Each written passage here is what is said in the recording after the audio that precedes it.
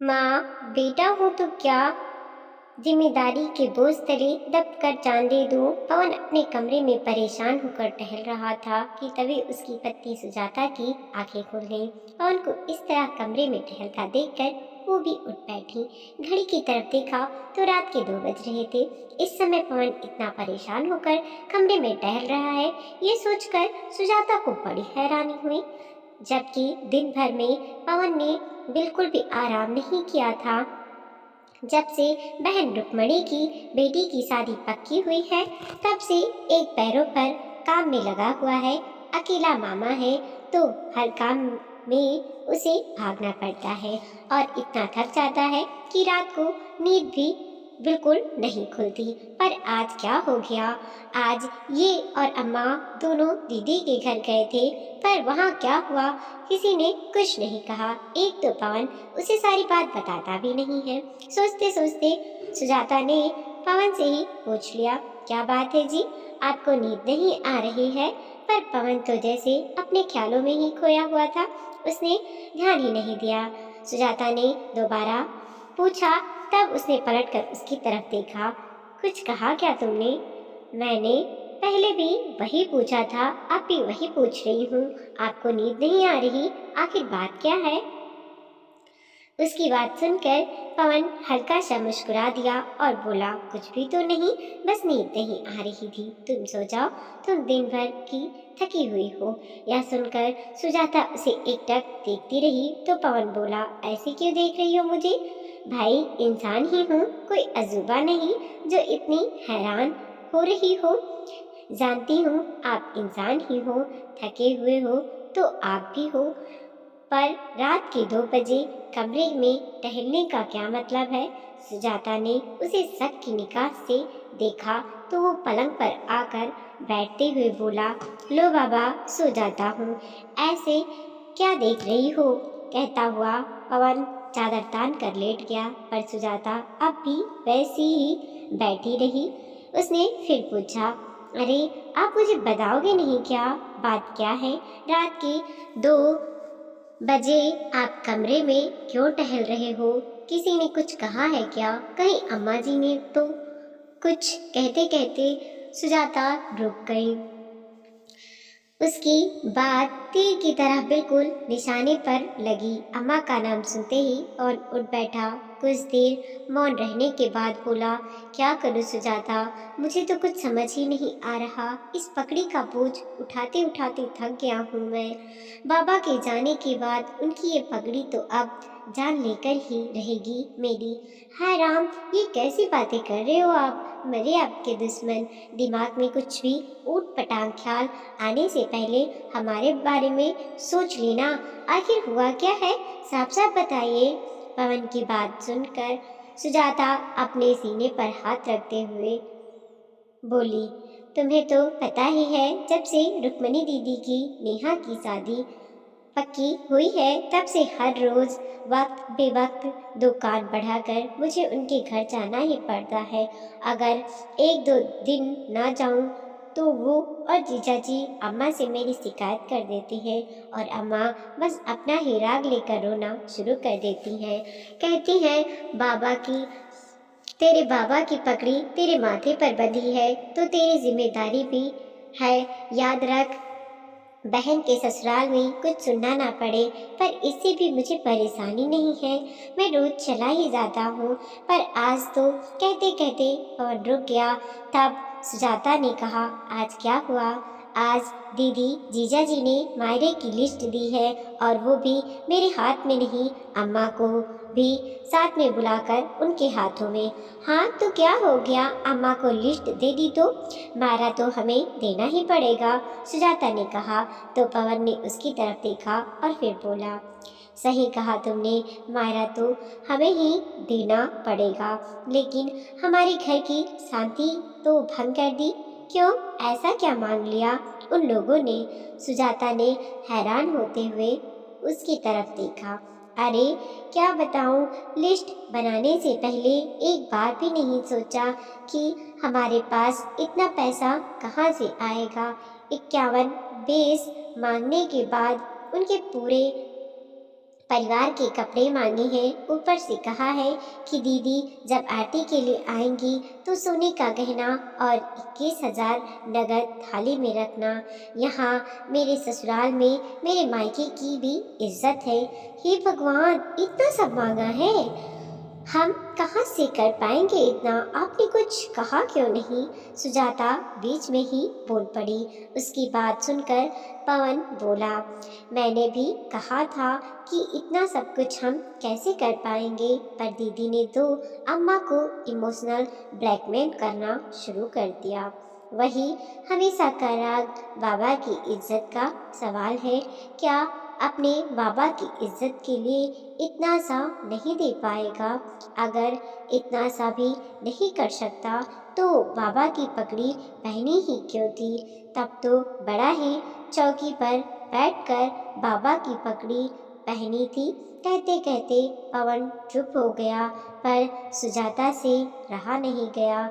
उसने पूछा, दीदी को तो छोड़ो, वो तो शुरू से ही लालची स्वभाव की रही हैं।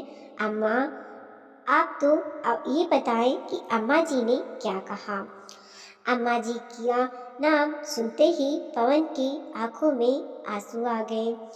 उसकी आंखों में आंसू देखकर सुजाता ने उसके आंसू पोंछे और फिर पानी का गिलास लेकर पहले पवन को पानी पिलाया। पानी पीकर गिलास रखते ही पवन बोला, इसी बात का तो दुख है कि अम्मा हमेशा अपनी बेटी का ही पक्ष लेती हैं। कह रही थी कि अपने पापा की इज्जत के लिए तो इतना भी नहीं कर सकता। आखिर तूने पापा की पगड़ी पहनी है, उनकी जिम्मेदारियों को तूने अपने कंधे पर लिया है, तो अब ये तेरी जिम्मेदारी है कि तेरी बहन का मान सम्मान उसके ससुराल में रह जाए, इतना दे। जब मैंने कहा कि अम्मा ये मेरे बस की बात नहीं है, तो मुझ पर चिल्लाने लगी कि पूरा का पूरा मकान अकेले ही हड़प जाना चाहता है, मेरी बेटी को कुछ भी नहीं देगा। कहते कहते पवन फिर से रोक दिया। अब तुम ही बताओ सुजाता, मैं क्या करूं? थक गया हूं मैं इन सब से। मेरा भी परिवार है, बच्चे हैं, कमाई का जरिया सिर्फ वो एक दुकान है जिससे घर खर्च, बच्चों की पढ़ाई चलती है। वो भी कई बार दीदी और जीजा जी की सामने पेश होने के कारण बंद रहती है। उनकी जी हजूरी ना करूं तो अम्मा खाना दुश्वार कर देती हैं। अकेला भाई है, अपनी बहन पर ध्यान नहीं देता। बाबा की पगड़ी क्यों लेने के लिए पहनी थी? दीदी जीजा जी को हर तीज त्योहार पर अम्मा एक से बढ़कर एक सामान देती हैं, पर क्या अम्मा को नहीं दिखता कि उनका बेटा हर त्योहार के पुराने कपड़े ही पहनता है? मेरी चप्पल तक कई बार घिसी हुई होती है। आखिरी बार अपने परिवार के साथ मैं कहाँ घूमने गया था, मुझे तो ये भी याद नहीं है। मेरे लिए तो कोई नहीं सोचता। बेटा हूँ तो क्या जिम्मेदारियाँ के बोझ के तले दबकर जान दे दूं? कभी बेटों के बारे में भी तो कोई सोचता। थक गया हूँ मैं सबसे। लेकिन इस बार से सुजाता ने पवन को रोने से रोका नहीं। आखिर जब मन का मवाद निकल गया तो पवन शांतिपूर्वक सो गया, पर सुजाता की आंखों से नींद कोसों दूर थी। आखिर अपने पति को अपने सामने रोता देखकर भला किस पत्नी को अच्छा लगेगा? पवन किस दौर से गुजर रहा था, ये देखकर सुजाता को भी आत्मग्लानि होने लगी। वह पत्नी होकर भी यह बात नहीं समझ पाई। अपनी तरफ से पवन पूरी कोशिश कर रहा था, मेहनत भी खूब करता था। हालांकि इतना कमा लेता था कि परिवार की ज़रूरतों को पूरा कर पाए, पर ये आए दिन के ऊपर के खर्चे उसे तोड़कर रख देते थे। आखिर मध्यम वर्गीय की भी तो एक सीमा होती है। अम्मा तो बस जिद करके बैठ जाती थी कि मेरी बेटी के ससुराल यह जाएगा तो जाएगा ही।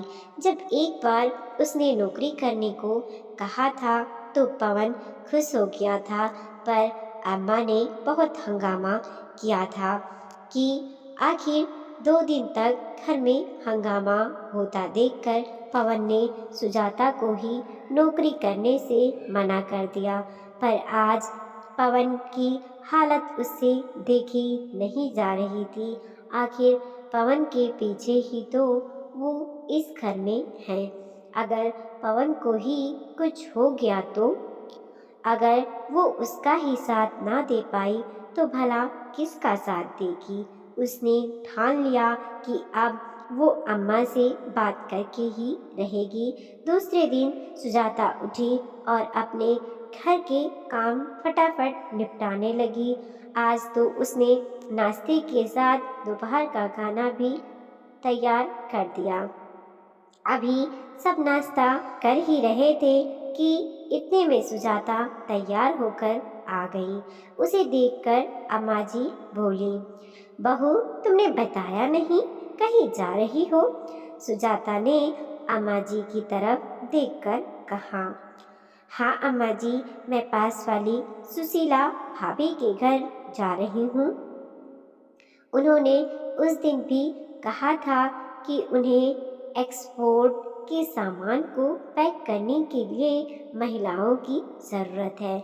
मैंने सुबह ही उनसे बात की तो उन्होंने मुझे आने के लिए हाँ कर दी है। बस वहीं जा रही हूँ। दोपहर का खाना तैयार कर दिया है, आप अपने आप लेकर खा लेना। बच्चे जब स्कूल से आ जाएंगे तो अपने आप लेकर खा लेंगे। मैं शाम को 5 बजे तक वापस आ जाऊंगी। उसकी बात सुनते ही पवन के हाथ जहाँ थे वहीं रुक गया। वहीं अम्मा गुस्से से उसकी तरफ देखने लगी। किससे पूछ के लिया तूने ये निर्णय? इसमें पूछना क्या है अम्मा जी, अभी घर की ज़रूरत है, नौकरी तो करनी ही पड़ेगी। सुजाता ने सपाट शब्दों में कहा। उसकी बात सुनकर अम्मा ने पवन की तरफ देखकर कहा, ये क्या बोल रही है? तू कुछ कहता क्यों नहीं? तुझे पता है ना कि मुझे बहू का घर के बाहर जाकर कमाना अच्छा नहीं लगता, और फिर यह चली जाएगी तो घर का काम कौन करेगा? मुझसे तो इस उम्र में यह सब नहीं होता। लेकिन इस बार पवन ने कहा, पर मुझे कोई परेशानी नहीं है अम्मा। अगर सुजाता बाहर जाकर 2 पैसे कमाना चाहती है तो कमा कर लाने दो, कम से कम मुझे 2 पैसे का सहारा ही लगेगा। और रही बात घर के काम की तो हम दोनों मिलजुल कर लेंगे। कहकर पवन ने अपना नाश्ता खत्म किया और दुकान के लिए रवाना हो गया। वहीं सुजाता अपना बैग लेकर बाहर आई तो अम्मा उससे बोली, खबरदार घर के बाहर कदम रखा तो अभी तो मैं जिंदी बैठी हूँ। मेरी इजाज़त के बगैर घर के बाहर भी नहीं जाएगी तू। क्यों नहीं जाऊंगी अम्मा, घर के खर्चे बढ़ रहे हैं, दुकान तो पूरे टाइम खुलती नहीं है क्योंकि दीदी जीजा जी के लिए इनको अपनी दुकान बंद करके वहाँ जाना पड़ता है। अगर नहीं गए तो आप खुद इनका खाना दुश्वार कर देती है। ऊपर से अब ये मायरे का नया तमाशा करना शुरू कर दिया है। अरे मायरे देने में हमें कोई परेशानी नहीं है, पर कम से कम क्षमता अनुसार तो मांगो। सुजाता ने पलट कर कहा तो अम्मा चिढ़ गईं। अच्छा तो तुझे भी मेरे बेटी दामाद दिख रहे हैं? वो दोनों तो तुम लोगों को सुहाते ही नहीं हैं। अरे अपने बाबा की पगड़ी अपने सिर पर बंधवाई थी पवन ने, तो जिम्मेदारी भी उसी की होगी ना। और ऐसा क्या मांग लिया मेरी बेटी ने? भूल मत, मकान पर मेरी बेटी का बराबर का हक है। वो तो तुम फटाफट डकारने को तैयार हो जाओगे और मायरे देने में दोनों का रोना आ रहा है। अम्मा की बात सुनकर सुजाता हैरान रह गई। अब उससे अपना गुस्सा कंट्रोल नहीं हुआ। अम्मा, बेटी के प्यार में आपको बेटा नजर नहीं आ रहा? बेटे का भी अपना परिवार है, उसकी अपनी जिम्मेदारी परिवार के लिए भी है। उसकी आर्थिक स्थिति इतनी अच्छी नहीं है कि वो ये सब कर पाए। आपको खुद भी ये सब बातें अच्छे से पता है, फिर भी बेटे को ही दबाए जा रही हो। अगर आपको ये लगता है कि हम ये मकान डकार जाएंगे तो आप अपने ही हाथों से इसे अपनी बेटी के नाम कर दो, पर भगवान के लिए हमें खुश रहने दो। आपको शायद आपकी बेटी संभाल ले, लेकिन मेरे और मेरे बच्चों के लिए तो मेरे पति ही हैं। सुजाता की बात सुनकर अम्मा थोड़ा ढीला पड़ते हुए बोली, अरे बेटा, ये सब नहीं करेगा तो लोग बातें बनाएंगे। अम्मा की बात सुनकर सुजाता बोली, आप लोगों की चिंता है अम्मा, अपने बेटे की नहीं। कल रात आपका बेटा रो दिया, उसकी हालत क्या होगी इसका अंदाजा आप लगाइए। अगर कल को आपकी बेटी को कुछ हो गया तो आपके ये लोग नहीं आएंगे हमें संभालने के लिए। बाबा की पगड़ी पहनकर आपने जिम्मेदारी की बोझ तले दबा दिया है उनको। भगवान के लिए उसे भी थोड़ी सांस लेने दो। बेटा पैसा कमाने की ही मशीन नहीं है। सुजाता अम्मा जी के सामने हाथ जोड़ते हुए बोली और वहां से चली गई। अम्मा को तो अक्सर बेटी दामाद की बातों में आकर लगता था कि मकान के चक्कर में ही बेटी बहू सेवा कर रही है, पर आज तो बहू ने भी मकान बेटी के नाम करने के लिए कह दिया। आखिर अम्मा को एहसास हो गया कि उनकी बेबुनियाद की जिद उनकी बेटी पर भारी पड़ रही है। आखिर अम्मा ने बेटी को फोन करके कह दिया कि मायरा उनकी क्षमता के अनुसार ही दिया जाएगा, ना कि बेटी के ससुराल वालों की मांग के अनुसार। आखिर उन्हें भी अपना घर देखना है। वीडियो को लाइक कीजिए, कमेंट कीजिए और अपने दोस्तों के साथ जरूर शेयर कीजिए। चैनल पर नए हैं प्लीज सब्सक्राइब कीजिए और देखते रहिए मोटिवेशनल स्टोरी।